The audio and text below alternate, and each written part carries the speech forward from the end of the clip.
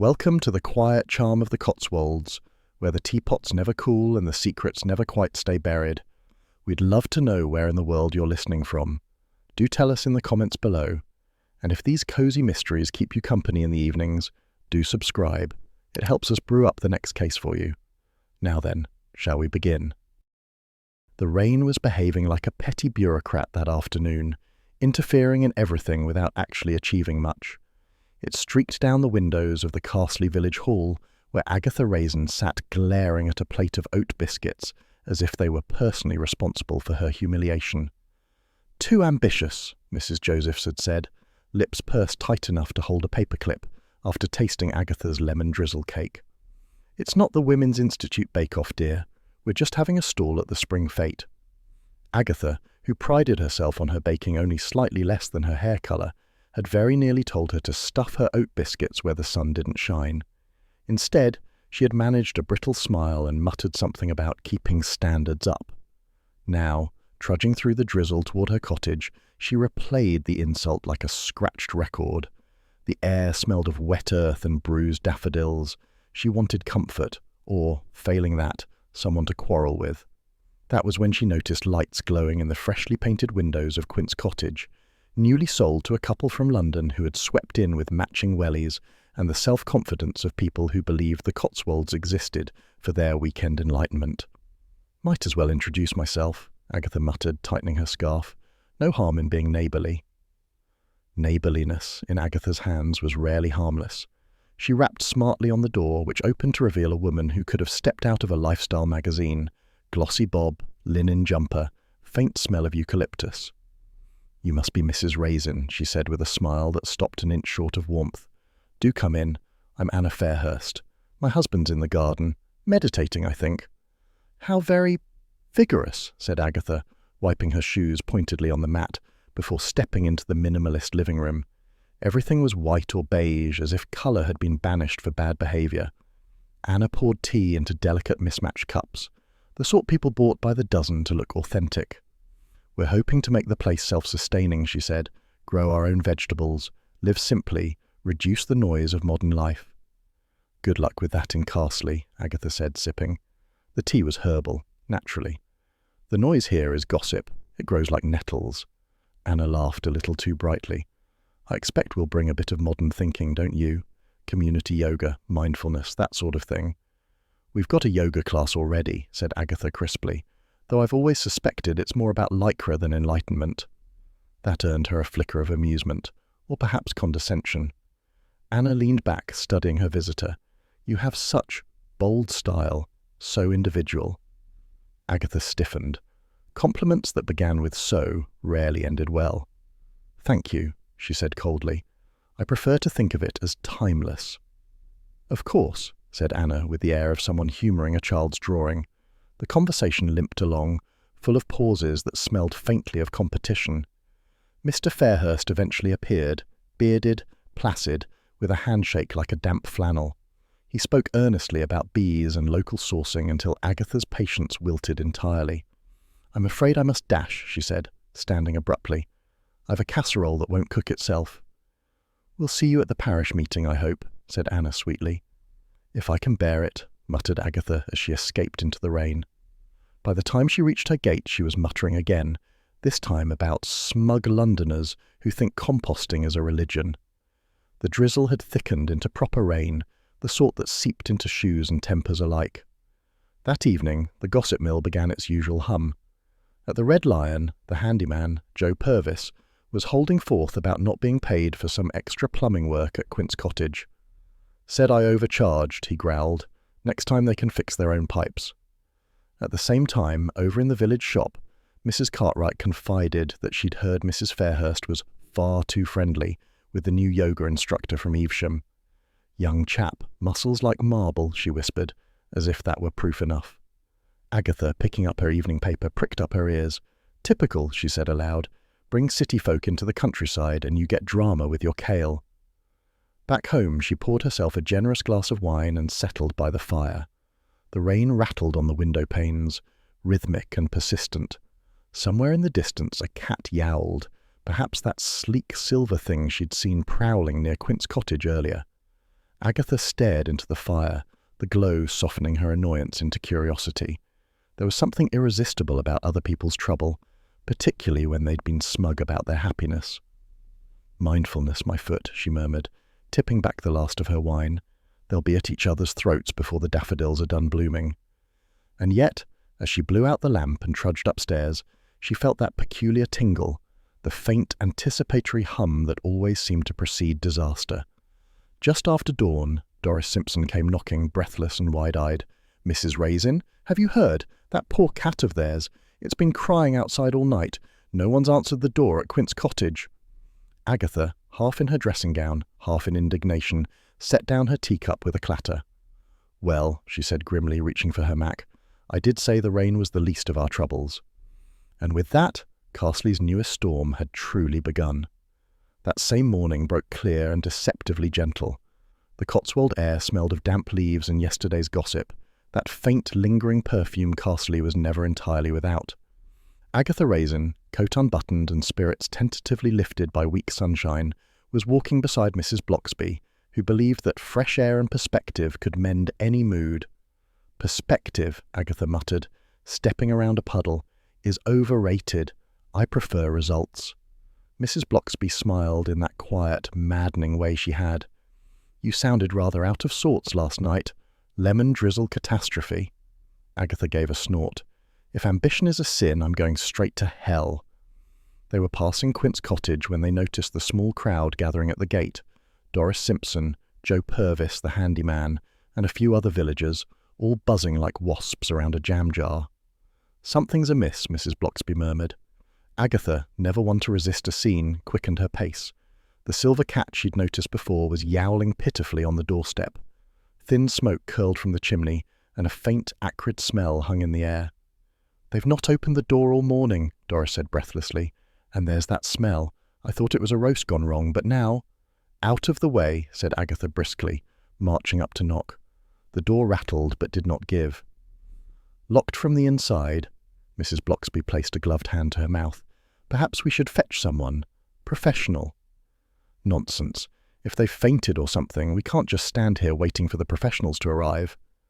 But the professionals in Carsely usually arrived in the shape of Detective Sergeant Bill Wong, who did so now, looking exasperated and half-damp from his hurried walk. "Oh, Lord," he muttered when he saw Agatha. "You again." "What's that supposed to mean?" she snapped. "It means you have the uncanny habit of being present whenever something goes wrong." He signalled to Joe Purvis. "Right then, force the door." A single sharp shove and the latch gave way. The smell hit them first, a sickly sweetness laced with gas. The kitchen was thick with smoke from the extinguished flame of a gas ring, and sprawled beside the range lay Mrs. Fairhurst, her once polished hair now dull against the tiles.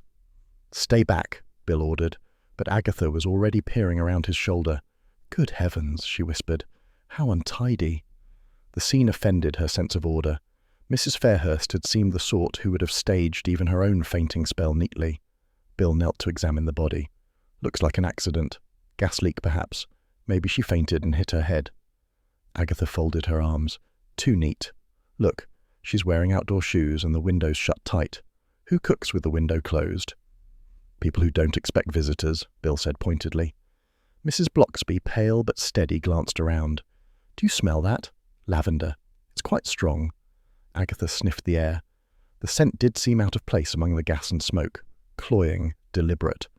Who keeps lavender in a kitchen, unless she was cooking potpourri stew?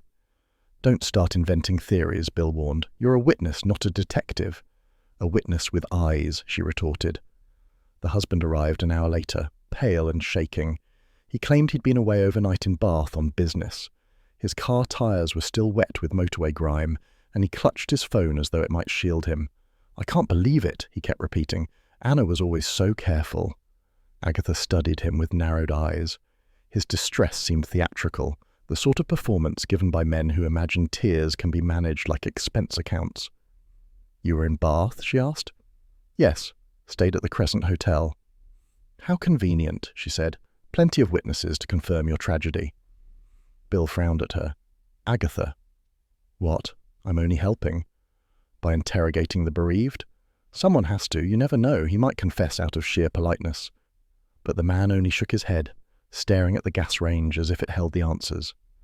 When the ambulance came, Mrs. Blocksby gently guided Agatha outside. The village murmured around them in soft, guilty fascination, sympathy tinged with relief that the misfortune wasn't theirs. "Poor woman," Mrs. Blocksby said quietly. "She was so lovely." "Lovely and smug," said Agatha. "Don't tell me you never wanted to shake her." Mrs. Blocksby gave her a reproving look. "Death ought to soften us, Agatha." "It rarely does. Not in this village." They walked back towards the high street, the spring sunshine suddenly brittle. Agatha's mind whirred. The lavender, the locked door, the too perfect husband. It didn't add up. "You're thinking of investigating," Mrs. Blocksby said gently. "Thinking? I'm already halfway there." "Perhaps you might let Bill handle it," Agatha sighed. "Bill's a dear boy, but subtle as a sledgehammer. Besides, he doesn't understand women like Mrs. Fairhurst." "And you do?" Agatha smiled thinly. "I recognize vanity when I see it." By the time she reached her cottage, the day had warmed. Birds chattered from the hedgerows as though nothing in Carsely had changed. But Agatha's restlessness had returned, that mix of irritation and curiosity that never boded well for peace. She brewed a cup of tea she didn't drink, then stood by the window watching the lane. The image of Mrs. Fairhurst on the tiled floor would not leave her, nor would the faint, stubborn trace of lavender that seemed to cling to her imagination. When the phone rang, she jumped. "Agatha Raisin," she said crisply. Charles Frayth's lazy drawl flowed through the line. "Heard about your new neighbours, darling? Tragic business. I'd wager you're already on the case." Agatha smiled despite herself. "Don't be absurd, Charles. I'm merely paying attention." "Of course you are. Just don't end up in the headlines again." "Why not? They spelled my name correctly last time." She hung up and looked again toward Quince Cottage. The windows were shuttered now, the little silver cat pacing at the gate like an omen. "Too neat by half," Agatha murmured, "and I never did trust people who drink herbal tea." By the next morning, the shock of Mrs. Fairhurst's death had already fermented into that most reliable of village industries, gossip. Carsely thrived on tragedy the way roses thrived on manure. Agatha Raisin sat in her kitchen glaring at the newspaper headline, "Tragic Gas Accident at Quince Cottage," while her percolator made resentful noises on the hob. The article contained nothing of interest beyond the reporter's insistence that Carsely was a sleepy hamlet, a description Agatha detested. Sleepy implied dull, and she refused to live anywhere dull. The doorbell rang just as she muttered that very thought. Charles Frayth stood there looking infuriatingly well-rested. His tweed jacket was carelessly elegant, and he held 2 takeaway cups from the village cafe. "Thought you might need coffee more than comfort," he said, handing one over. "You're not wrong," said Agatha, taking it with only mild suspicion. "Though comfort never hurts.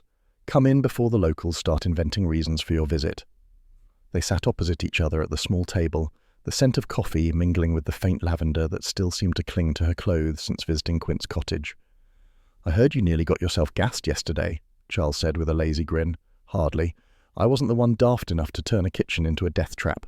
Still, I don't believe it was an accident." "Of course you don't," he said, amusement flickering. "Nothing in your life ever is." Agatha scowled but secretly enjoyed his teasing. She stirred her coffee as if plotting vengeance on the spoon. "The police are already closing the case. Bill Wong insists there's no sign of foul play. The boy wouldn't recognize foul play if it hit him with a rolling pin." Charles raised an eyebrow. "And what exactly are you going to do about it?" "Pay my respects," said Agatha, "and perhaps look around before they tidy up." He smiled. "Ah, the old respect routine. Lead on, Miss Marple." Quince Cottage stood eerily quiet under a bright but chilly sky. A police ribbon fluttered at the gate, ignored by the curious.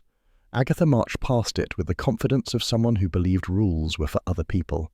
Inside, the rooms smelled of stale gas and something floral.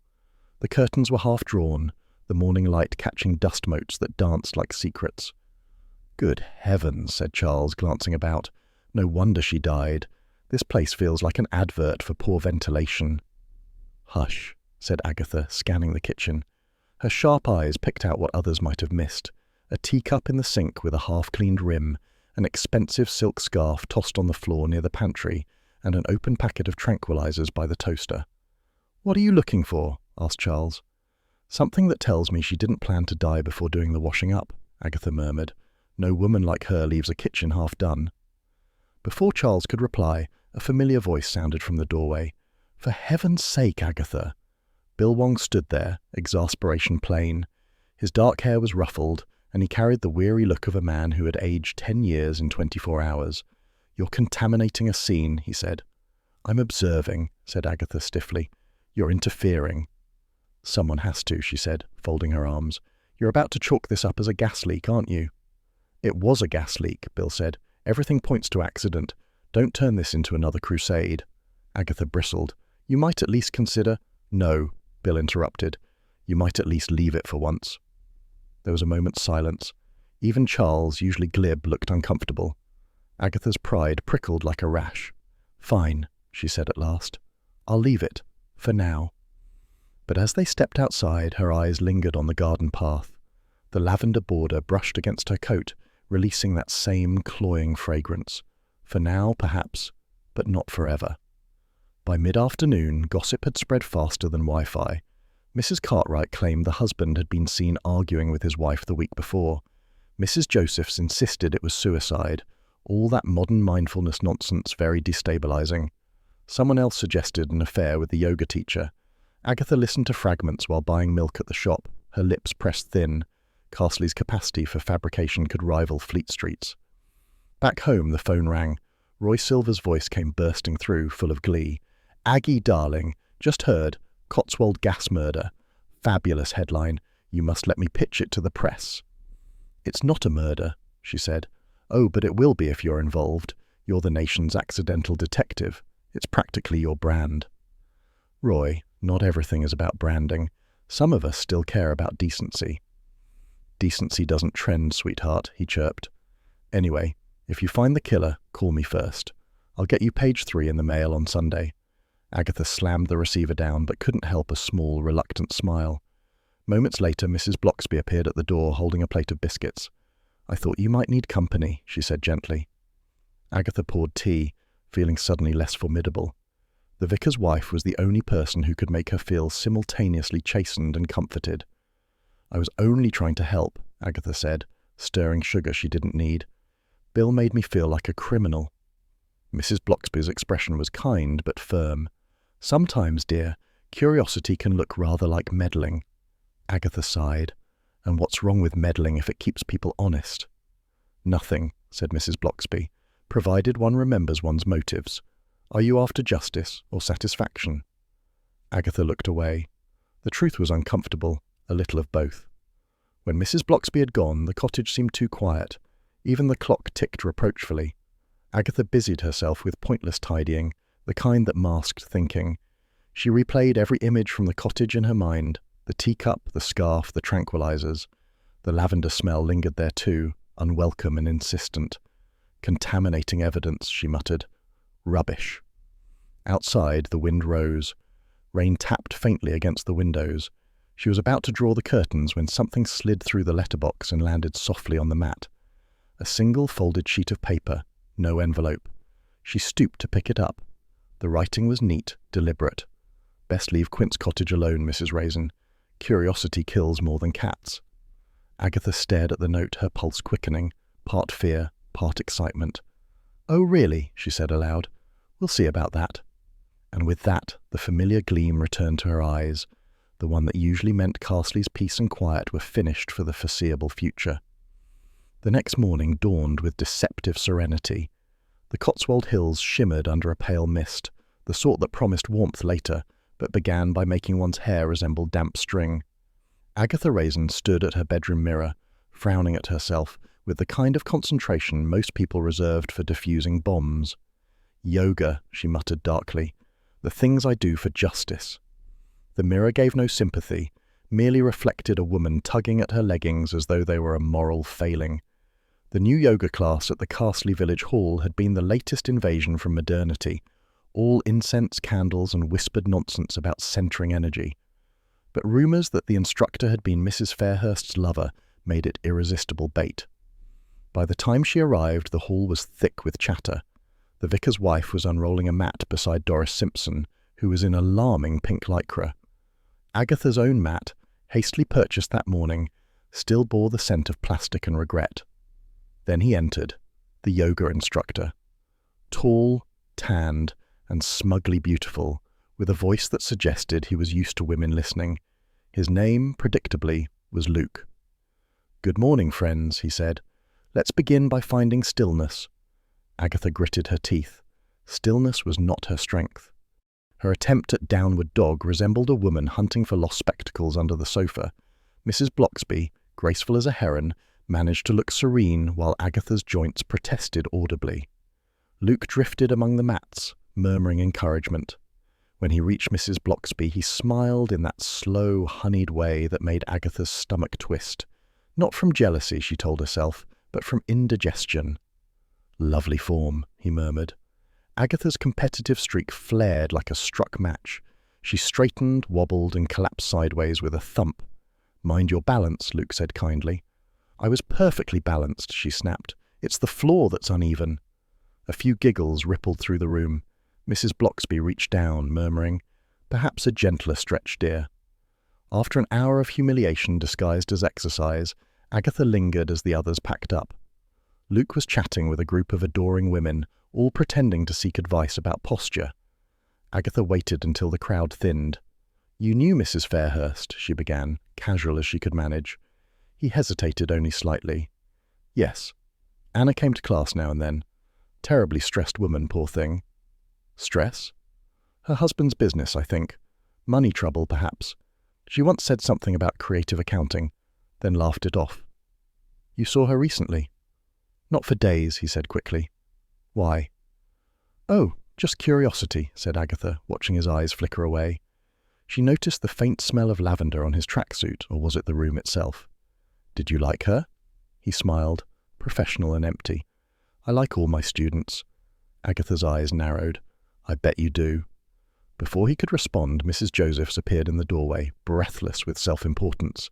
"Agatha, I've just remembered something terribly relevant. I saw a bicycle near Quince Cottage the night before, a lady's one, with a wicker basket. I thought nothing of it till now." "A bicycle," Agatha repeated, her instincts prickling. "You're certain?" "Quite. Parked by the hedge around 9. I assumed someone visiting." Agatha filed it away. In Carsely, a woman's bicycle was as distinctive as a fingerprint. As they left the hall, Mrs. Bloxby fell into step beside her. "You shouldn't badger that poor man. He's just trying to teach exercise, not answer questions." "He's hiding something," Agatha said. "Perhaps discretion, not deceit." "Nonsense. Nobody that handsome tells the truth unless there's a mirror involved." Mrs. Bloxby smiled faintly. "You might find more if you were a little gentler." "Gentle?" said Agatha, scandalized. "I'm investigating, not taming kittens." But her irritation softened as she looked at the vicar's wife. So composed, so effortlessly kind.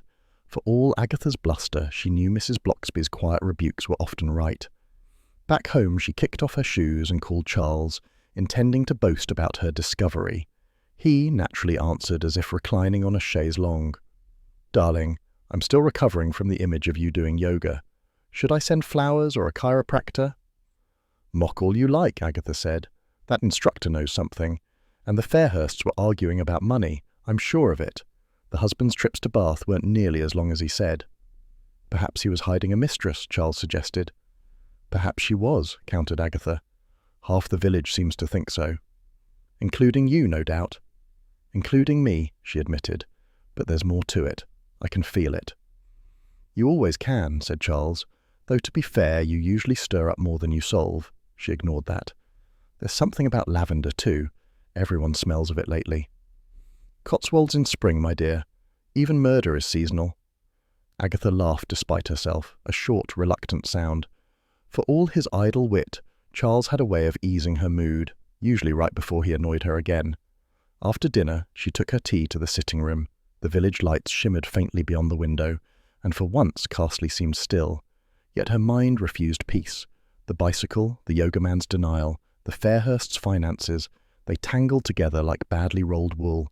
She was debating whether to call Bill Wong and risk another lecture, when the phone rang. "Agatha Raisin," she said briskly. Charles's voice came through, low and uncharacteristically serious. "You were right to keep digging. I've just heard from a friend at the station. Fairhurst's husband has vanished." "Vanished?" Gone. Took his car, one suitcase, and apparently left the cat behind. That's the worst part. People who abandon cats should be hanged, said Agatha automatically, though her pulse quickened. Where do they think he's gone? No idea, but Bill's tearing his hair out. You might actually be useful this time. Charles? Only saying what everyone's thinking. Then everyone's an idiot, she snapped, but the insult lacked venom. Beneath her annoyance, a thrill stirred. Disappearance, lies, lavender. It was beginning to sound like a proper case. After they rang off, she stood at the window, watching the darkness settle over the village. Somewhere, a car door slammed. An ordinary sound, yet tonight it felt portentous. She drew the curtains and poured another glass of wine. Her reflection in the glass looked back, determined, faintly amused, and entirely alive. Vanished husbands, she murmured. Yoga instructors with secrets, and everyone smells of lavender. It's about time the Cotswolds got interesting again. Outside, the rain began to fall, softly at first, then with growing insistence, like a warning she was too exhilarated to heed. London was doing its usual impression of a wet ashtray when Agatha Raisin stepped off the train. The pavements gleamed with oily puddles, buses hissed past like irritated swans, and somewhere behind her, someone was shouting into a phone about a delivery that hadn't arrived. It was precisely the kind of chaos she had fled to the Cotswolds to escape, and perversely, exactly what she'd missed. Roy Silver was waiting at the barrier, all hair gel and enthusiasm, waving like a man auditioning for attention.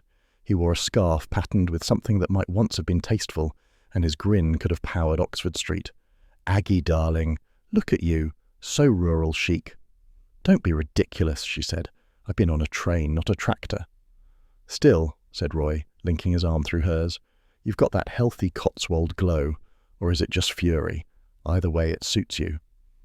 If you've dragged me here for gossip, Roy, I swear I'll buy me lunch. Naturally, he beamed. Come on, we're meeting a journalist. He's dying to hear about your gas murder neighbours. It wasn't a murder, she said sharply. Not yet, anyway. Roy ignored her and swept her into a cab that smelled faintly of ambition and fried onions. They ended up in a Soho cocktail bar where the lights were dim enough to flatter everyone and the prices high enough to discourage thought. The journalist was already there, young, alert, and radiating the smug energy of someone who knew too many secrets. This is Mr. Grayling, Roy announced. He writes for the Daily Mirror. He says the Fairhurst design business was up to its neck in debt. Was it? Agatha asked, trying to look unimpressed while mentally noting every word. Grayling sipped his martini. They'd overextended themselves, rented a showroom in Chelsea, hired staff they couldn't afford. The husband took out a huge life insurance policy about 6 months ago. On himself? Joint, said Grayling. Either spouse could claim. Odd timing, don't you think? Agatha frowned. How do you know all this? Contacts, he said smoothly. One of them in the insurance world. Apparently a claim form was requested before the lady died. That's what makes it interesting. Roy's eyes gleamed. Aggie, darling, you're sitting on a national exclusive. Village sleuth uncovers love and insurance scandal. I can see the headline already. Agatha gave him a flat look. You'll see my foot if you start pitching that. I'm not your content. Everyone's someone's content, Roy said cheerfully. Anyway, the Fairhurst sound like a mess. Maybe they cooked up something together. Fake death, vanish with the money. Or maybe someone else decided to collect early, said Agatha thoughtfully. Grayling shrugged. Either way, I wouldn't hang around that village if I were you. Sounds like bad luck follows you home. It usually does, she said, finishing her drink. But I've learned to lock the door. Roy leaned forward, conspiratorial. You are investigating, aren't you? Don't pretend you aren't. I can see that look, the one that says, I'm about to annoy the police again.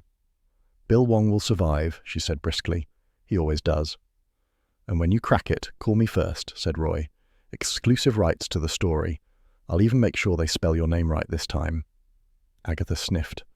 The last time you promised that, they called me Agatha Raisin Brown. I sounded like a dessert. Delicious, though, said Roy, winking. She rolled her eyes but couldn't quite suppress a smile. For all his vanity, Roy had an energy she missed in the countryside. Shallow, yes, but undeniably alive. Later, fortified by 2 overpriced cocktails and a sandwich she refused to admit had impressed her, Agatha persuaded Roy to accompany her to the insurance office mentioned by the journalist. It was one of those sterile glass-fronted buildings that looked allergic to character. Inside, everything smelled faintly of toner and resentment. "We just need a few clarifications," Agatha said sweetly to the receptionist. "I'm a personal friend of the late Mrs. Fairhurst." Roy nodded solemnly. "Close friends, spiritually, if not geographically." The woman blinked at them. "We can't discuss client matters." "Of course you can't," Agatha said, leaning forward confidentially. "But if, say, a claim form had been requested before her death, that would be rather strange, wouldn't it?" "That's not information I can confirm," the woman replied, but her eyes flicked away for half a second, enough to confirm everything. Roy exhaled as they left. "You're terrifying," he said with admiration. "Practice," Agatha replied. They walked along the pavement, umbrellas battling the drizzle. London, for all its noise, seemed suddenly smaller, a city of secrets pretending to be sophisticated. If the husband requested that form, Agatha mused, he could have planned to vanish after staging her death, or she could have staged his disappearance to cash in herself. Or maybe, Roy offered, they both decided to run away and forgot to tell the gas oven. "Hardly romantic," she said. "Neither's murder, darling, but it pays better." She gave him a sideways glance.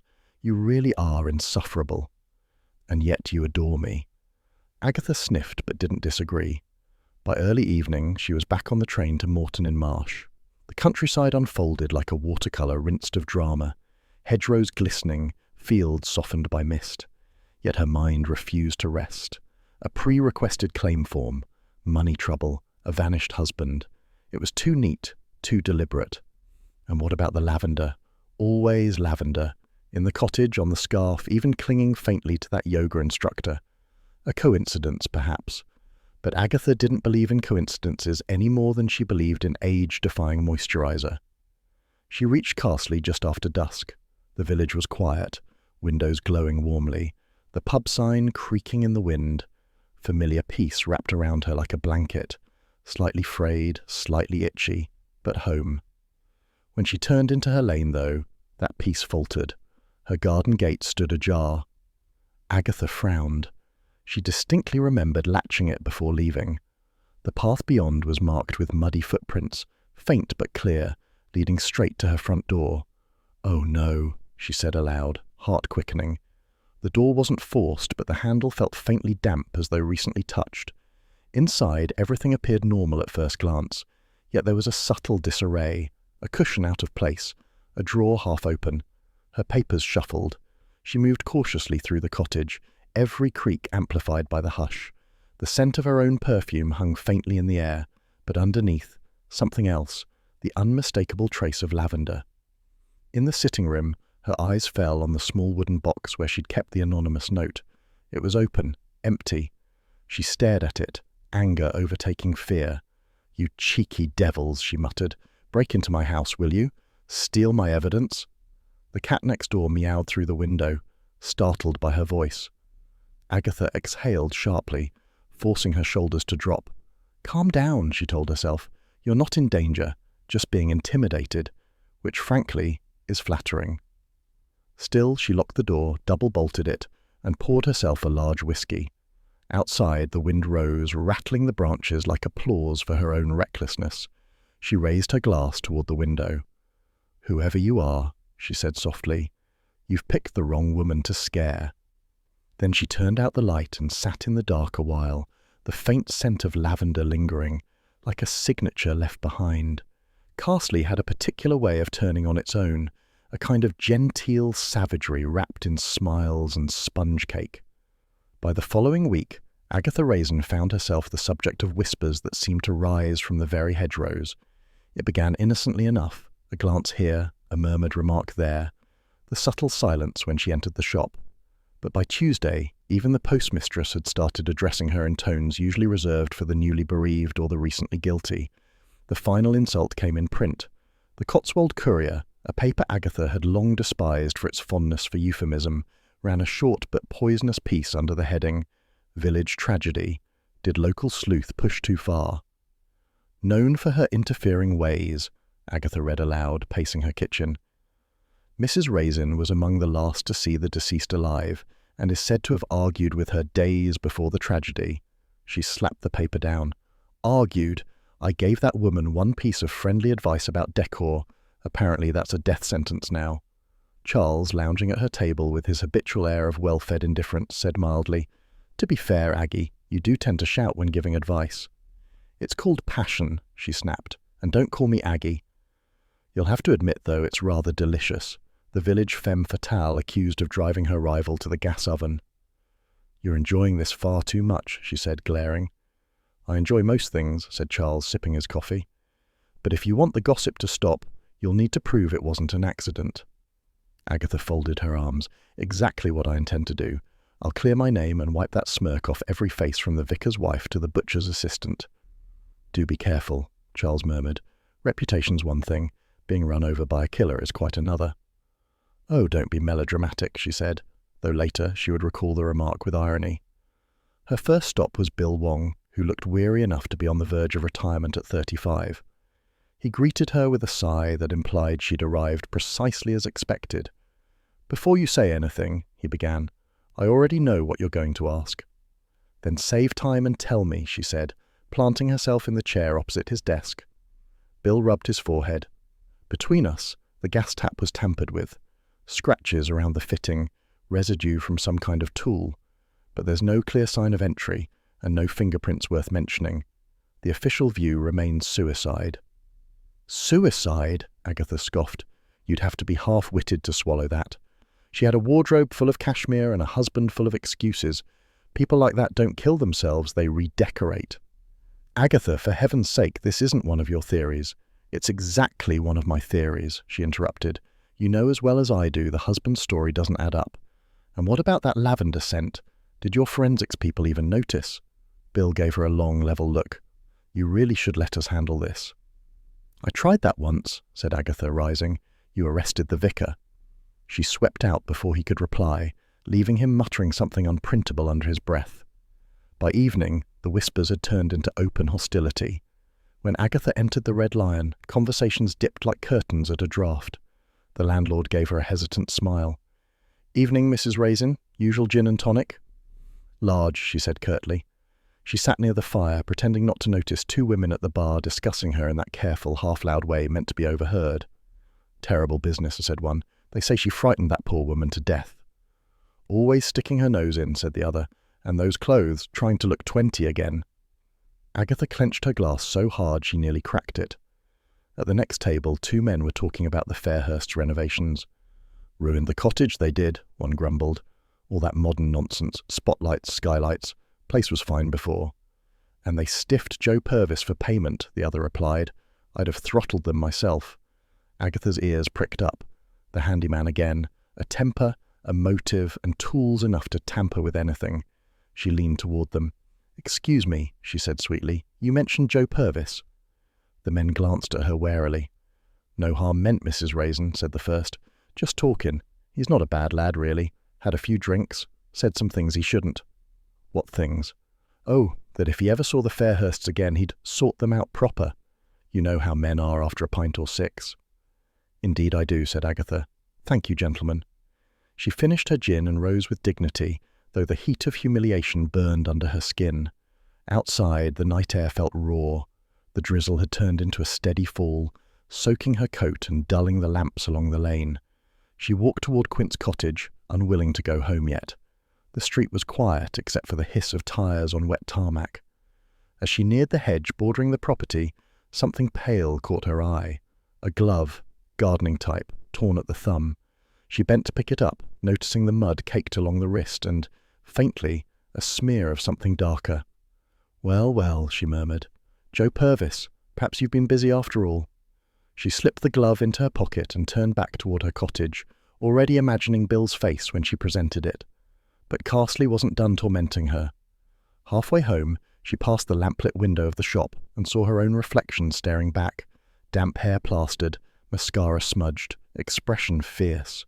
For a moment, she didn't look like a detective or even a heroine. She looked like a woman who'd simply had enough. The thought unsettled her more than she cared to admit. At her gate, she paused. It was slightly ajar again.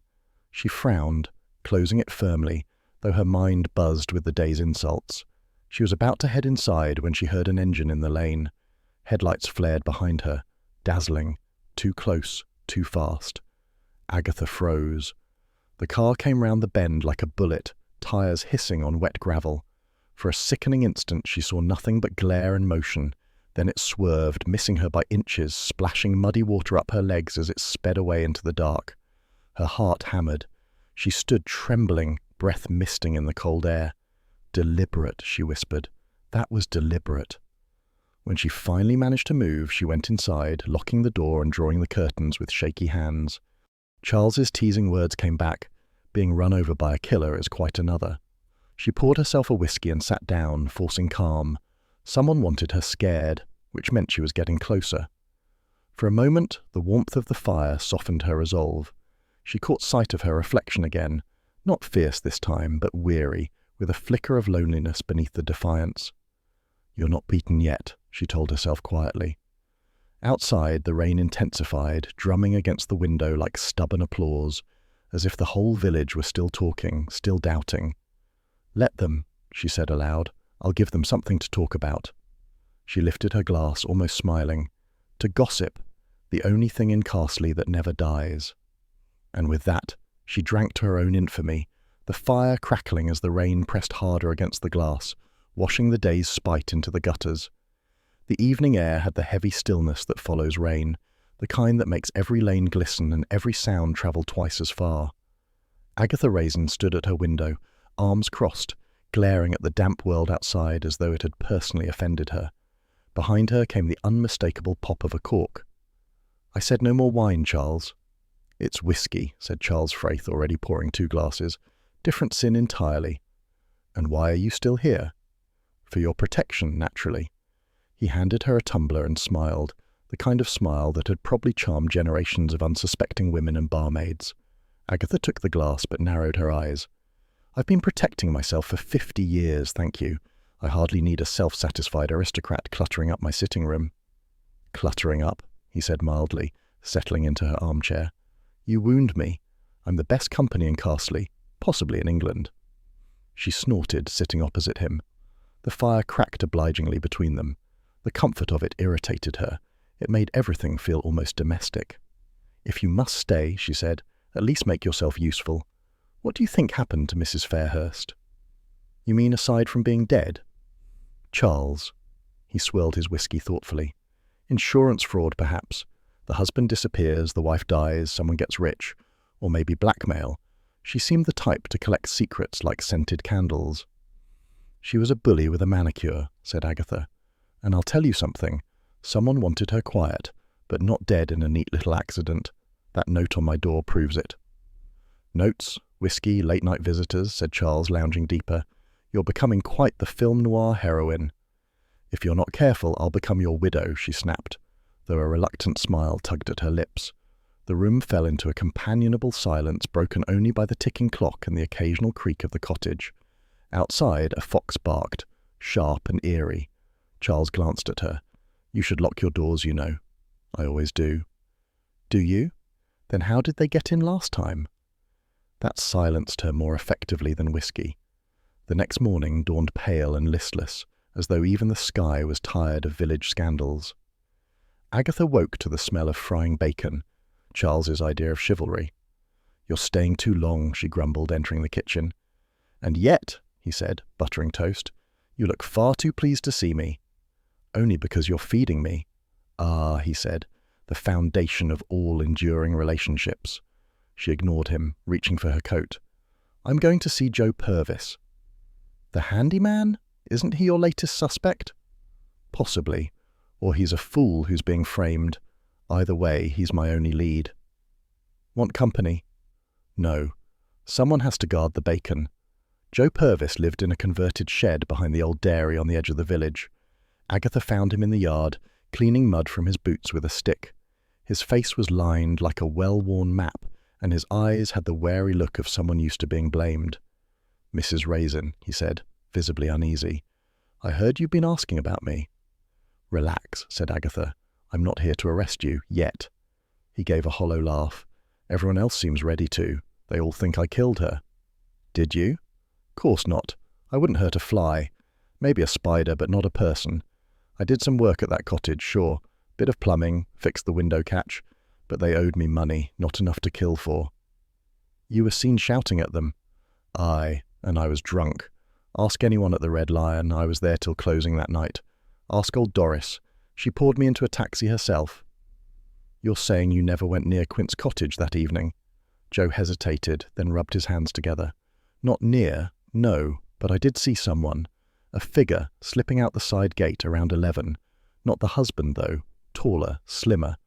And I'll tell you another thing. Whoever it was, they had a scarf. Lavender colour. I remember because the smell hit me. Strong as perfume in a lift.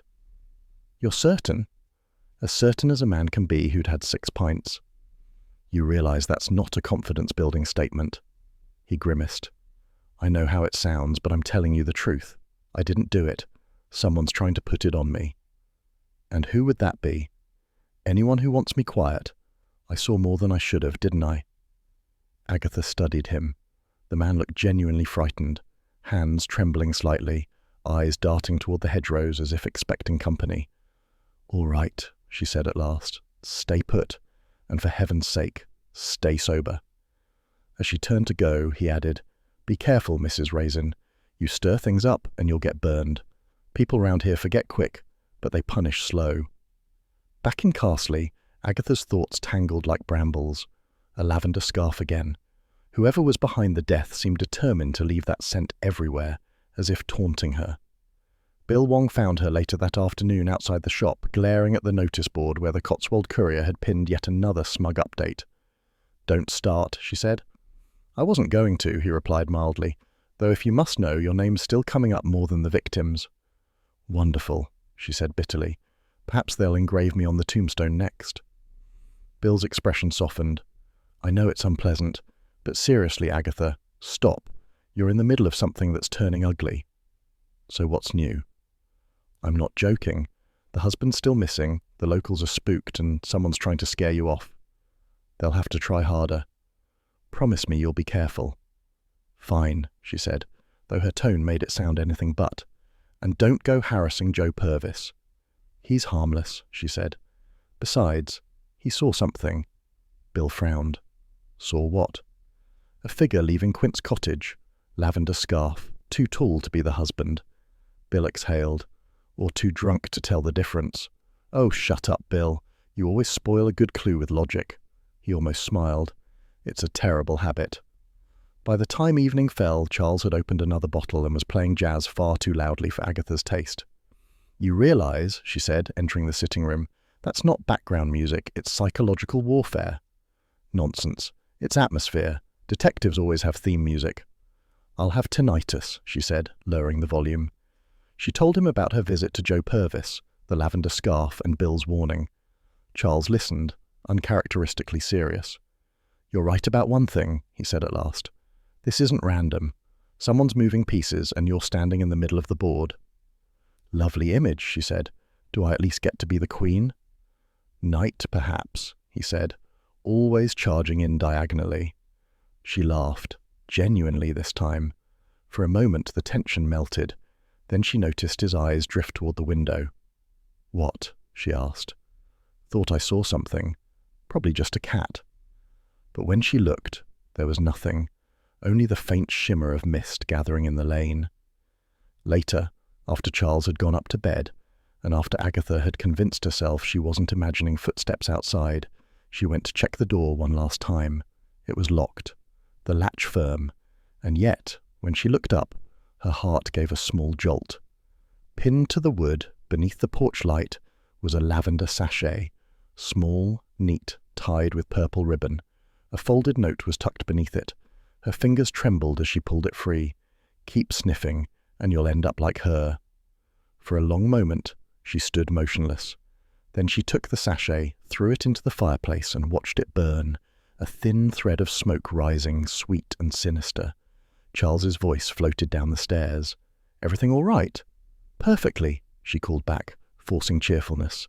But as the lavender scent lingered in the room, she couldn't shake the feeling that the game, whatever it was, had just begun in earnest. She poured herself a small whiskey, sat by the fading embers, and whispered to no one in particular. If they think they can scare me off, they don't know Agatha Raisin. Then, because she was only human, she added softly, God help me if they do. The morning began deceptively calm, the kind of Cotswold morning that made sin and scandal seem like foreign imports. The rain had passed, leaving the air sharp and clean, and Agatha Raisin sat at her kitchen table with a mug of coffee and a growing sense of impatience. Charles had taken the car into Evesham. Bill Wong wasn't answering his phone, and even Mrs. Bloxby was unavailable. Something about a parish breakfast. Agatha hated waiting, it always felt like aging. She remembered Mrs. Bloxby's aside. Miss Letitia Comfrey's been helping with the parish ledgers again. Her neat certificates are still on the notice board. When the phone finally rang, she lunged for it. Bill, you've been avoiding me. Because you exhaust me, said Bill's steady voice.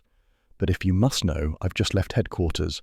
There's something you should see, though I'm going to regret this. The police station in Mercester had all the warmth of a tax office. Bill met her in the corridor with the expression of a man introducing a cat to a cream jug he'd sworn to protect. You've got 10 minutes, he said. And if anyone asks, I didn't show you. You're an angel, said Agatha, sweeping past him. I'm a fool, he muttered. The file lay open on the desk. Photographs, statements, a single sealed envelope. The scent of cheap paper and secrets hung in the air. This is the letter, said Bill. I'll need a copy, Agatha said. Bill hesitated, then slid the page to the copier with a sigh. Mrs. Fairhurst sent it to her solicitor the week before she died. Agatha slipped on her reading glasses, which she pretended not to need. The handwriting was elegant, the words colder than the ink they were written in. I intend to leave my husband, and if he dares to stop me, I'll expose everything. The fraudulent accounts, the double invoices, all of it. I've kept proof. The key is enclosed. Agatha looked up. Fraud? You mean he was embezzling? Seems so, said Bill. He was running their design business like a personal bank. She must have found out. And where's the key? Bill hesitated. Still with the solicitor, apparently. Deposit box in Cirencester. Agatha's eyes gleamed. Then that's where we're going next. We? Charles owes me a favour, she said, closing the file. He can drive. Bill groaned. You're going to meddle again. Of course I am. Someone has to. Agatha. But she was already halfway to the door, her coat flaring behind her like a battle flag. Charles Fraith regarded her from the driver's seat of his convertible with the expression of a man forced into labour against his better breeding. You do realise, he said as they sped towards Cirencester, that this counts as aiding and abetting. Nonsense, said Agatha. It's called moral assistance, entirely different in tone and sentencing. You're impossible. And yet here you are, Charles sighed, because I'm weak, Aggie, weak and curious. Good. Curiosity's the only virtue left in this country. The road curved through misty fields and dripping hedgerows. Agatha felt a prickle of excitement she would never admit aloud. For all the gossip, danger, and lavender-scented threats, this was what she lived for. The chase, the puzzle, the flicker of truth under the polite veneer. They found the solicitor's office on a quiet street near the cathedral. The clerk, a nervous young man in spectacles, recognised Agatha's name at once, not from admiration. Mrs. Raisin, he said warily. The police said you might inquire. Inquire, yes, said Agatha briskly. Not meddle. Two entirely different things. He produced the deposit key with the caution of a man handling explosives. At the bank, the safe deposit room was chill and silent, the air heavy with dust and discretion. When the clerk opened the box, Agatha leaned forward, heart quickening. Inside were papers, thick bundles of letters, a few bank statements, and a small glass bottle labelled lavender oil, for sleep. Well, said Charles softly, our favourite fragrance again. Agatha examined the bottle. The label was slightly smeared, as if handled by damp fingers. Could be coincidence, said Charles. And I could be Miss Marple in heels, said Agatha. Nothing's coincidence in this village. She flipped through the letters. Most were notes about money, promises and pressure, all unsigned. The handwriting was masculine, precise, expensive. Not the husband's, she said. He wrote like a man balancing cheques. A lover, then?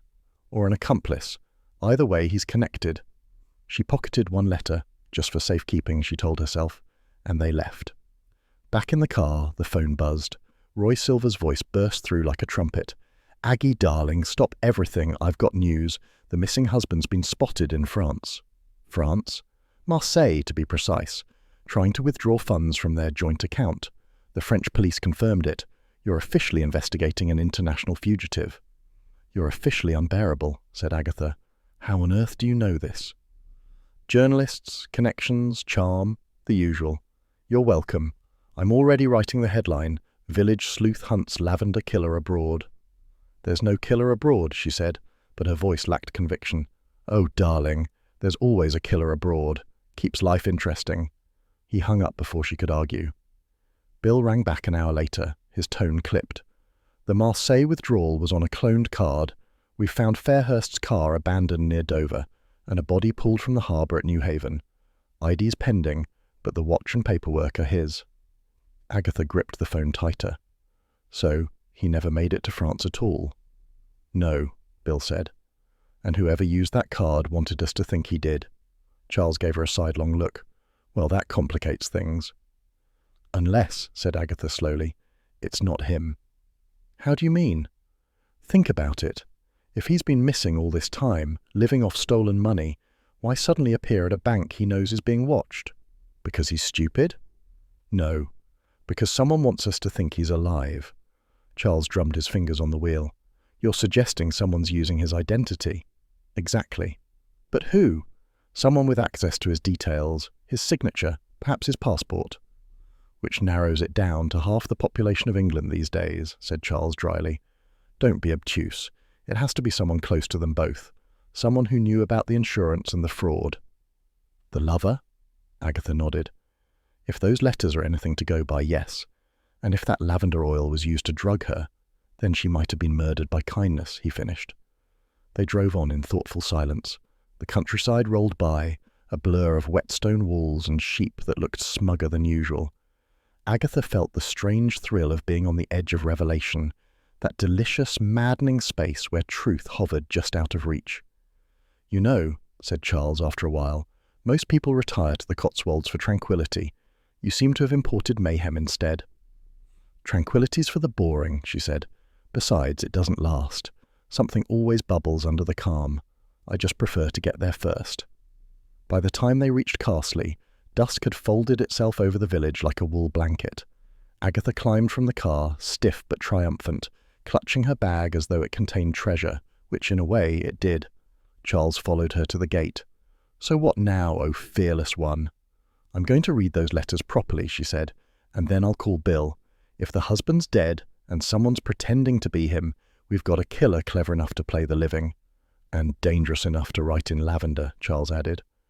Agatha smiled faintly. "At least they have taste." He leaned closer, lowering his voice. "Be careful, Aggie. You're starting to sound like you admire them." "Nonsense. I simply respect artistry when I see it." "You're impossible," he said affectionately. "Yes," she said, opening her door, "but very rarely wrong." He left her there, the cottage glowing softly behind her as she stepped inside. For a while she stood in the quiet, listening to the tick of the clock, the faint creak of the house settling. At the parish office the next morning, Agatha lined up 3 of Letitia's signed Sunday school certificates beside Bill's photocopy of the solicitor's letter. The loops and pressure told the same story. She set her bag on the table and took out the lavender bottle, holding it up to the light. The oil shimmered, innocent and sinister all at once. "For sleep," she murmured, "or for silence." The cat from next door mewed faintly outside, breaking the spell. Agatha smiled, shook her head, and poured herself a glass of wine. Somewhere in France, a dead man had apparently learned to cash cheques. Someone in Carsely was playing games, and Agatha Raisin, despite her better judgment, couldn't wait to join in. "Not bad for a quiet life," she said aloud, and toasted the mystery with her glass. The Cotswold morning began with a deceptive prettiness, a crisp sky and the faint scent of wood smoke, all pretending that wickedness didn't thrive quite happily among dry stone walls. Agatha Raisin, clutching her handbag like a general brandishing a sabre, strode toward the village antiques shop with Charles Fraith trailing behind her, looking as if he'd been dragged there under protest. "Honestly, Aggie," he said, suppressing a yawn, "you can't possibly expect revelations before coffee." "I expect them whenever they arrive," she snapped. That's the nature of investigation. It doesn't keep polite hours. Neither do you, he murmured. Inside the shop, the air smelled of polish and faded privilege. Every surface gleamed with things that should have remained in attics. Ornate clocks, chipped china, and portraits of ancestors who disapproved of everyone. Behind the counter stood Mr. Penrose, Carsely's resident antiques dealer and self-appointed historian. His expression brightened when he saw Charles, dimmed slightly when he saw Agatha. "Ah, Lady Frayth's errant cousin," said Penrose, "and Mrs. Raisin. To what do I owe the pleasure?" Agatha fixed him with her most intimidating smile. "I need information about a sale you made recently. A lavender-coloured men's overcoat." Penrose blinked. "Goodness, I remember that one. Terrible taste. Mid-century piece, rather theatrical. Bought by a refined customer. Hat, scarf and gloves. Voice kept low. Paid in cash. Paid in cash." "When was this?" 2 days before that poor woman's death." "Why?" "Because," said Agatha, "that refined gentleman may have worn it to kill her." Penrose paled. "You can't be serious." "I rarely am," she said dryly, "but this time I might be." As they left the shop, Charles tucked his hands into his coat pockets. "So, a mysterious man in lavender 2 days before the murder. Sounds rather operatic." "Exactly. Whoever did this has a flair for drama, and I'm going to give them a stage." "Aggie," said Charles cautiously, "please tell me you're not about to hold a séance or something equally ghastly." "Worse," she said, "a charity auction." By Friday evening, the Carsely village hall had been transformed into something between a jumble sale and a minor social war. Fairy lights twinkled uncertainly along the rafters. Agatha had bullied half the village into attending, promising that all proceeds would go to the preservation of local heritage, which to her mind meant whatever I decide later. Charles stood beside her at the entrance, immaculate in tweed, pretending to be amused. "Remind me what the bait is exactly." Agatha glanced at the small velvet-covered box on the table. "A mysterious lot discovered at Quince Cottage. I announced it this morning on the notice board. Whoever our lavender-coated friend is, he won't resist finding out what's inside." "And what is inside?" "Nothing," she said sweetly, "but imagination's the best bait there is." The villagers trickled in. Mrs. Josephs in her most alarming hat, the vicar's wife bearing homemade scones, and Bill Wong, who had arrived purely, as he said, to prevent arrestable behaviour. Even the yoga instructor, Luke, turned up, looking uncomfortable in a crisp shirt. "You didn't tell me he'd be here," Charles muttered. "I didn't know, but he's been jumpy ever since the murder. If anyone fits the bill for a man with a lavender fetish, it's him." "Careful," said Charles. "You're beginning to sound jealous." Agatha ignored him and rang the small brass bell. The chatter died. "Welcome, everyone," she said brightly. "Tonight's proceeds will, of course, benefit Carsely's civic beautification efforts. Now, our first lot, a vintage teapot of dubious origin. The auction began in harmless chaos. People bid on junk as though buying history itself. The village drunk offered £10 for a broken umbrella. Doris Simpson outbid him for reasons no one understood. But as the evening progressed, Agatha noticed Luke shifting uncomfortably in the crowd, his face pale and strained. He laughed too loudly when Charles made a joke, and when Agatha announced the mystery lot, he visibly flinched. "Ladies and gentlemen," she said, her voice carrying, "a most unusual item found at Quince Cottage, the scene of such tragic events." A ripple of murmurs passed through the hall. She lifted the velvet cloth with deliberate flair, revealing the lavender scarf, neatly folded, its faint perfume filling the air. Luke went white as chalk. "Recognize it, do you?" Agatha asked sweetly. He opened his mouth, but before he could speak, the hall plunged into darkness. Gasps erupted. Someone shouted, "Lights!" Then came the unmistakable crash of chairs, a scuffle, and the metallic ring of something dropped. Agatha's instinct was to run forward, which in high heels proved disastrous. Her foot caught on a cable, and she went down with an undignified thud. "Damnation!" she cried, clutching her ankle. Somewhere nearby, she heard a door slam. Bill's voice barked from the gloom. "Everyone stay where you are." When the lights finally flickered back on, chaos greeted them. Half the tables were overturned, the scarf lay on the floor, and Luke was gone. Charles helped Agatha to her feet, suppressing laughter. "Heroic, as always," he said. Don't start, she snapped. My heel's broken, he's escaped, and I've ruined my tights. A national tragedy, murmured Charles. 10 minutes later, Constable Hardy dragged Luke from behind the bins, shaken, ticket-dodging, and carrying nothing sharper than a yoga block. Not our killer. Bill knelt beside the scarf. No sign of him outside. Someone cut the power deliberately. Which means, said Agatha, rubbing her ankle, he came prepared. Or someone else did, said Bill quietly. What do you mean? He held up a small knife found near the fuse box. Too many suspects, Agatha. Too many people with too much gossip. And one of them is hiding behind it, she said. Later, limping slightly, Agatha sat in Mrs. Bloxby's kitchen nursing a cup of tea and her wounded pride. The vicar's wife, serene as ever, listened without interruption as Agatha relived every humiliating detail. It's not the pain that bothers me, said Agatha. It's the principle of the thing. I planned a clever trap. It was clever. And what happens? Darkness, chaos, and a heel in ruins. Mrs. Bloxby smiled gently. You mustn't be so hard on yourself. You frightened someone. That's progress, isn't it? Progress is overrated. I wanted a confession. Perhaps you'll have one soon, said Mrs. Bloxby, refilling her tea. If the man truly panicked, he'll make another mistake. Agatha sighed, staring into her cup. The steam carried a faint scent of something floral. Chamomile, thankfully, not lavender. It doesn't feel right, though, she said slowly. Luke's a fool, not a killer. He'd confess to jaywalking if pressed hard enough. No, whoever's behind this is cleverer, patient, someone who enjoys watching us scramble. You think they're hiding behind gossip? Exactly.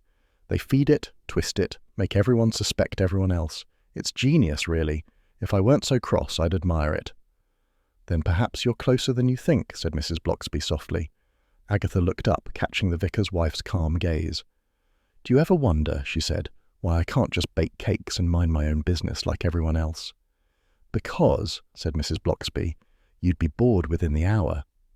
Agatha laughed, the sound brittle but real. True, I'm allergic to dullness. The clock ticked in the quiet kitchen. Outside, the village dozed under a mild drizzle, innocent to look at, deceitful to live in. Agatha finished her tea and rose, wincing slightly as she put weight on her bruised foot. Well, whoever cut those lights wanted to scare me off, which means I've rattled the right cage. Mrs. Bloxby followed her to the door. Be careful, Agatha. Curiosity is a blessing, but also a temptation. Nonsense, Agatha said briskly, buttoning her coat. Temptation keeps one young. And danger? Agatha smiled, stepping into the night. That keeps one alive. As she walked back through the damp lane, the puddles gleaming under street lamps, she could still smell lavender in the air, faint, elusive, almost mocking. She paused, glanced over her shoulder, but saw only the sleepy village and the soft halo of the church lights. All right, she murmured to the darkness. You've had your laugh, but next time, it's my turn. And with that, she limped home, heel broken, spirits bruised, curiosity sharper than ever. A cold wind moved through Carsely that morning, the kind that made the village look freshly scrubbed yet faintly resentful about it. Agatha Raisin stood at her window, watching the drizzle gather on the sill, and felt the odd satisfaction of a woman who has both too many clues and not enough friends. Charles Fraith, sprawled in her armchair, was reading the local paper with exaggerated boredom. You look like a cat that's lost the mouse but found the cream, he said. Don't be glib, snapped Agatha. I'm thinking. Always dangerous, he murmured. She ignored him. The newspaper lay open to the latest gossip column, a harmless-looking paragraph that spoke volumes. Villagers invited to a memorial tea at Quince Cottage, hosted by the ever-inquisitive Mrs. Raisin, in honour of the late Fairhursts. You wrote that yourself, didn't you? Said Charles, smirking. Of course. If the killer's half as vain as I think, they'll come to watch the performance. And who's starring as the corpse? Don't tempt me. She crossed to the mantelpiece where her notes lay in a chaotic fan. The husband planned to fake his death and escape to France with the insurance money. The wife found out and threatened to expose him. He went missing, but before that, she ended up dead. Too neat, too theatrical. Someone used their mess to cover their own crime. And that someone is? Still polishing their halo, said Agatha grimly, but not for long. By 3 o'clock, Quince Cottage looked absurdly cheerful for a crime scene. Agatha had bullied the vicar's wife into lending her china, coerced Doris Simpson into baking scones, and bribed Charles to handle the wine. The smell of baking and lilies did their best to disguise the faint undertone of gas that lingered in the old house. The villagers arrived in a flurry of umbrellas and curiosity. Mrs. Josephs wore black lace out of respect, which fooled no one. Bill Wong appeared late, looking harassed. "Agatha, tell me you're not hosting a tea," she said sweetly. "Of course I am. Someone's reputation deserves to be buried with ceremony." He groaned. "You're impossible. Do you have any idea what you're doing?" "Yes," she said. "I'm catching a murderer." Bill's sigh could have powered a windmill. At 3:30, Agatha rang a small brass bell. The chatter stilled. She stood at the head of the room, framed by the fire's glow, and smiled her most charmingly insincere smile. "My friends," she began, "we've gathered to remember the Fairhursts, whose brief stay among us was as eventful as it was ill-fated." A murmur of agreement rippled through the crowd. "They were modern," she continued, "in the way people are when they believe charm excuses deceit. They brought change, which this village doesn't much like, and secrets, which it likes even less." Charles coughed discreetly. Bill muttered, "Get to the point." Agatha ignored them both. "But secrets," she said, her voice tightening, "have a way of leaking, like gas, and sometimes they explode." A collective shiver ran through the room. She turned toward the tea table, where the vicar's sister, Miss Letitia Comfrey, sat stiff and upright, her gloved hands perfectly folded. "Letitia," said Agatha pleasantly, "you were fond of the Fairhursts, weren't you?" "Fond?" Letitia blinked. "I hardly knew them." "And yet you invested in their business," said Agatha. "Your savings, the ones you withdrew just before their company collapsed." A few heads turned. Letitia's composure wavered. "I don't see how that concerns—" "You lost everything," Agatha went on relentlessly. "And when you discovered the wife meant to expose her husband's fraud, you saw your chance. You went to Quince Cottage the night before she died. You even bought a lavender men's overcoat from Mr. Penrose as a disguise. The colour was the point, not the fit. He later checked the serials on the notes. The cash matched your recent bank withdrawal for the parish fund float." "That's nonsense," Letitia said, her voice trembling. "You'd been helping with the parish accounts," said Agatha. "You knew your way around figures. And fittings. You tampered with the gas, left her to sleep surrounded by lavender oil, and when the husband tried to flee, you followed him, made sure his accident looked like coincidence. You can't prove any of this." "Perhaps not in court," said Agatha, "but you made one mistake." She reached into her bag and produced a photocopy of the letter to the solicitor. "The handwriting, Miss Comfrey. It matches your Sunday school certificates exactly. You forged the wife's note to her solicitor, making it look as if she intended to disappear. But you forgot. Ink tells tales." For a moment, silence filled the cottage. Then Letitia gave a small, strangled sound. "Your savings went into their design venture. When the ledgers soured, she laughed and called it a lesson in modern investing." "He ruined my life," she whispered. "They both did. I begged them to repay me just a little, but she laughed, said I'd been foolish to trust anyone." "So you decided to make them pay," said Agatha softly. Letitia's face crumpled. "I only meant to frighten her, but when I went back, she was already dead. I panicked. I thought if I made it look like an accident, it would even things out." The village gasped as one. Bill moved forward, gently taking her arm. "That's enough, Miss Comfrey," he said quietly. "You'd better come with me." As they left, murmurs filled the air. Shock, pity, curiosity, all blending into that particular Carsely hum that followed any scandal. Agatha stood very still, suddenly aware of the weight of every eye upon her. For once, she didn't enjoy it. Charles appeared at her elbow, his voice low. "You've done it again." "Yes," she said, staring into the empty fireplace, "and I feel like I've just swept up broken glass." "You were right, though. Clever of you to notice the handwriting. Luck, more like, or nosiness." "Same thing in your case," he said fondly. An hour later, the last of the villagers had gone, leaving behind crumbs, rumour, and the faint scent of lilies. Bill had taken Letitia away, promising to call with details once she was charged. Agatha sat by the fire, shoes kicked off, whiskey in hand. Charles was refilling his glass with the air of a man enjoying the aftermath of someone else's drama. "So," he said, No triumph, no smug glow of vindication. "Don't start," she said tiredly. "There's no satisfaction in being right when it costs someone their life." "You mean hers or yours?" She gave him a sideways look. "Both, perhaps. I do seem to collect corpses like some people collect teapots." He chuckled. "You should have that engraved on your tombstone." "Don't tempt fate. I've been too close to tombstones lately." She stared into the fire, watching the flames curl around the logs. Outside, the drizzle had returned, soft and persistent. "It's strange," she said. For all her talk of morality, Letitia wasn't evil, just proud. Pride's like damp here, seeps into everything. The Fairhursts had it. So did she. Even I. "Oh, don't go moral on me," said Charles. "You're far too interesting for that." "Thank you, I think. Besides," he added, "you've made the village safe again. Until the next lot move in, of course." Agatha smiled faintly. "Don't. I can already hear the estate agents sharpening their pens." They sat in companionable silence. The fire popped. The wind sighed against the windows. "You know," said Charles, "you could write a book about this. Murder by Reputation. Has a nice ring to it." "Don't be ridiculous," said Agatha. "The last thing I need is more attention." "You adore attention."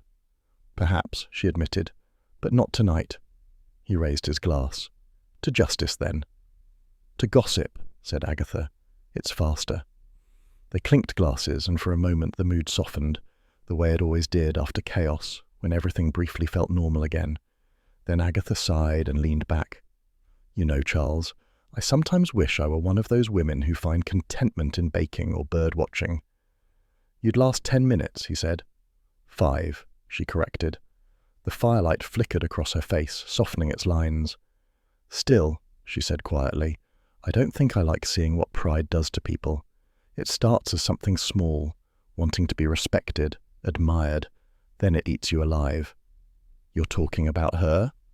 "All of us." Charles regarded her over his glass. "That's uncharacteristically philosophical of you." "Don't get used to it," she said briskly. They sat a while longer, listening to the rain. Finally, Charles rose, stretching lazily. "Well, my dear sleuth, I'll leave you to your melancholy. Try not to get murdered before breakfast." "If I do," she said, "you're writing the obituary." He grinned and let himself out. Agatha remained by the fire, watching the last of the embers fade. The cottage felt oddly quiet, stripped of its secrets. Somewhere in the distance, a clock chimed 10. She picked up her empty glass, then set it down again, unwilling to break the silence.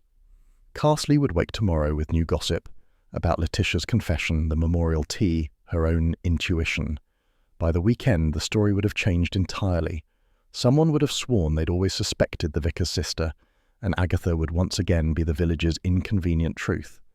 And yet, as she finally climbed the stairs, she felt a strange calm, the kind that came not from victory, but from having seen human frailty up close and recognized a little of herself in it. At her window, the rain traced crooked lines across the glass. Agatha smiled faintly and whispered, "Pride and gossip, the true causes of death in Carsely." Then she turned off the light, leaving the village to its stories and herself to uneasy sleep. Summer had crept back into Carsely with the polite insistence of a guest who refused to leave.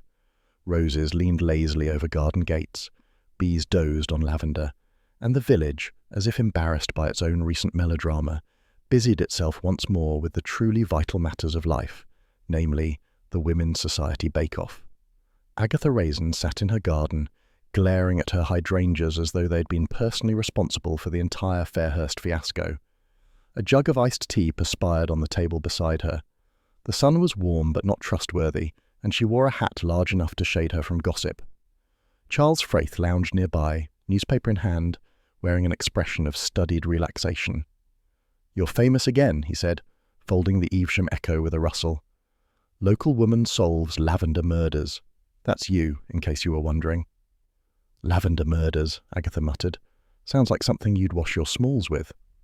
"Catchy, though." "Ghastly," she corrected. "And of course they've used that dreadful photo, the one where I look like I've been electrocuted by a hairdryer." "It's your most authentic look," said Charles. She poured herself more tea with unnecessary force. "Honestly, I've had enough of death and deceit to last a lifetime. From now on, I'm a respectable village lady. No more sleuthing. I shall garden, Possibly bake. Charles gave her a pitying look. You'll be at it again within a month. Nonsense, I have better things to do. Like what? Well, something refined. Bridge, perhaps, or flower arranging. So, boredom with ribbon. You're infuriating. And you're lying, he said cheerfully. Agatha's glare was impressive, though slightly undermined by the way she sloshed tea down her blouse. See? Domestic life suits you, said Charles. Disaster follows you even without murder. She threw a napkin at him. Later that morning, a knock sounded at the door. Mrs. Blocksby entered, all soft voice and steady eyes, carrying a tin of biscuits and the air of one who brings calm wherever she goes. Agatha, dear, I thought you might enjoy company, and I come bearing shortbread. Bless you, said Agatha, brightening. Everyone else brings opinions. The two often arrive together, Mrs. Blocksby said mildly, taking a seat. Charles, sensing that wisdom was about to be dispensed, excused himself with suspicious haste, muttering something about refilling the ice. Once he'd gone, Mrs. Blocksby smiled across the table. You must feel a sense of accomplishment. You were quite remarkable, you know. Flattery will get you everywhere, said Agatha, though she looked secretly pleased. Still, I wonder if it ever troubles you, all this curiosity. It's a gift, but also a burden. Agatha frowned. Curiosity doesn't kill cats, Mrs. Blocksby. It keeps them alive. True, but even cats need rest, Agatha sighed. Rest is dull. I was born to stir things. Yes, said the vicar's wife, pouring tea, but even stirring requires patience. Let the village simmer quietly for a while. Agatha made a non-committal noise and bit into a biscuit. It was excellent, which only made her more irritable. They've already moved on, you know, she said. Carsely has the attention span of a squirrel. Half of them are arguing about whether Mrs. Josephs cheated in the bake-off by using shop-bought jam. Scandal is the village's natural rhythm, said Mrs. Blocksby. Without it, we'd all fade into peace, and what could be duller than that? Agatha looked thoughtful. You may be right. Still, it's strange, isn't it? A few weeks ago, we were knee-deep in suspicion and death. Now everyone's gossiping about sponge texture. Life returns, said Mrs. Blocksby gently. That's its way of forgiving us. For a while they sat in companionable silence.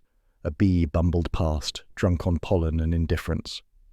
You know, Agatha said at last, sometimes I think I ought to move somewhere bigger, somewhere that doesn't run on gossip and sponge cake. But then who would you be, my dear? Agatha blinked. What do you mean? Carsely gives you purpose even when you curse it. You'd miss the rumours, the competitions, even the quiet between dramas. You'd miss yourself. You make it sound terribly profound, said Agatha, trying not to blush. Perhaps it is, said Mrs. Blocksby. By late afternoon, Charles had returned with a bottle of rosé and his usual bad influence. The three of them sat in the fading sunlight, sipping lazily as the shadows stretched across the lawn. To peace in Carsely, Charles said, raising his glass. It'll never last, said Agatha. It never does, murmured Mrs. Blocksby. Agatha smiled despite herself. The vicar's wife soon departed, leaving the faint scent of lavender and calm in her wake, a combination Agatha now associated equally with murder and comfort. She's right, you know, said Charles once they were alone. You thrive on chaos. The day Carsely becomes peaceful, you'll go mad. Impossible, said Agatha briskly. I've sworn off all investigations. From now on, I'm devoting myself to good works and self-improvement. In your case, that's practically criminal, said Charles. Oh, do shut up and pass the paper. He handed it over, still grinning. On the front page, the headline glared, Local Woman Solves Lavender Murders. Beneath it, a photograph of Agatha squinting heroically in front of her cottage. She groaned. Why do they insist on calling it that? It sounds like an advert for soap. Now, with extra cleansing power. Charles chuckled. You're lucky they didn't call it the Raisin case. Don't, she said, shuddering. People already make enough puns about my name. He leaned back, watching her with amusement. So, what will you do when the next scandal hits? Pretend not to care? I shall rise above it, she said with dignity. For at least an hour, he replied. Possibly 2, she conceded. The evening softened into gold. Birds twittered their last gossip of the day, and the faint hum of conversation floated from the pub down the lane. Agatha felt a surprising flicker of contentment, though she'd rather have called it indigestion. "It's strange," she said quietly. "I complain about this village endlessly, but when life's too quiet, I find myself listening for trouble." Charles smiled. "You're addicted to it." "Maybe, but I'd rather have murder than boredom." "You may regret saying that." "Probably," she said, "but regrets make good company. They're quieter than neighbours." They both laughed softly. As the first stars appeared, Agatha folded the newspaper and set it aside. The garden was filled with the gentle perfume of lavender, faint and forgiving. She took a long sip of her drink, feeling the evening settle around her like a secret she didn't quite want to share. "You know," she said, half to herself, "peace in Carsely is like spring sunshine. Pleasant, but it never lasts." Charles raised his glass again. "Then here's to the next storm." Agatha smiled, eyes gleaming with reluctant anticipation. "And to me," she said, "for being daft enough to step right into it." The clink of their glasses rang softly through the still garden, mingling with the distant murmur of village life, proof, perhaps, that tranquillity in Carsely was always just the pause between stories.